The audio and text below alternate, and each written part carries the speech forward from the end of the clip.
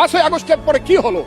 এইখানে ইউনূস সরকার ছিল, আমি শিল্পকলার সামনে থাকি, একটা গান হইতে পারে নাই, একটা নাটক হইতে পারে নাই, একটা লালনের গীতি হইতে পারে নাই, একটা বাউল গান হইতে পারে নাই। সবকিছু কালো শক্তি ধ্বংস করে দিয়েছিল। তারা বলেছিল কোন মুক্তিযুদ্ধ হয় নাই, 47-এর যুদ্ধ হয়েছে, আর 24-এর যুদ্ধ হয়েছে, আর 71-এ গন্ডগোল হয়েছে। সেই দিন মুক্তিযোদ্ধা হিসাবে আমি বলেছিলাম, এই আলবদর রাজাকারের বাচ্চারা, এখনো কিন্তু ফজলুর রহমানদের মতো মুক্তিযোদ্ধারা জীবিত আছে। এই দেশে মুক্তিযুদ্ধ হয়েছে, মুক্তিযুদ্ধ সত্য, 30 লক্ষ লোক জীবন দিয়েছে, এটাও সত্য। তখন তারা প্রচার করতে শুরু করলো, তারা বাংলায় 2/3 মেজরিটি পেয়ে তারা পাস করবে। আমি হতভাগা ফজলুর রহমান বলেছিলাম, জামাত জোট যদি মেজরিটি পায় তাহলে আমি 20 খাবো। এই কথাটা আমি বলেছিলাম, 20 খাবো। হ্যাঁ, কথাটা সত্য, আমি বলে যাচ্ছি। এবং তারা কোনোদিন যুদ্ধে জয়লাভ করতে পারে না, রাজনৈতিক যুদ্ধে, কারণ তাদের পূর্বপুরুষ বাংলাদেশ চায় নাই। বাংলাদেশ যদি থাকে, এই বাংলায় শুধু বেলিচা মিলিয়ার জুই ফুল ফুটে না, এদেশের রক্তগোলাপ রক্ত জবা ফুটে।